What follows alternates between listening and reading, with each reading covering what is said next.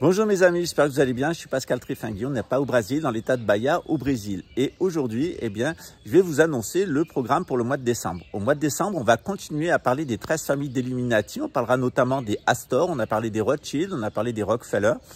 On continuera aussi notre exploration des 7 capitales du satanisme. En particulier, après avoir vu Luxembourg, après avoir vu Londres, on parlera de Bruxelles et de Milan. Évidemment, on va parler de sujets jusqu'à présent inédits comme la Bible de Colbryn. Je ne sais pas si vous connaissez, mais c'est une variante de la Bible et des évangiles qui est d'origine anglaise, qui remonte très certainement à avant le XIIe siècle et qui comporte des textes de la Bible et une vie de Jésus qui est très différente de celle qui est mentionnée dans les textes qu'on appelle actuellement la Bible et qui sont le résultat de la traduction en grec, la Septante de la Torah, et puis aussi des 4 évangiles traduits du grec.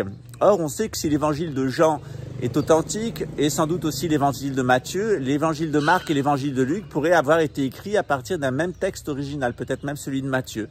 Donc on a une grande falsification, c'est les 3 trahisons de Pierre. La première trahison, c'est l'Église romaine, c'est Vatican I, puis il y aura Vatican II, et actuellement le Chrislam. Voilà, bien sûr, l'église de Rome, elle a été annoncée par Jésus, même si on est à peu près sûr que Saint-Pierre n'a jamais mis les pieds à Rome, mais plutôt à Babylone.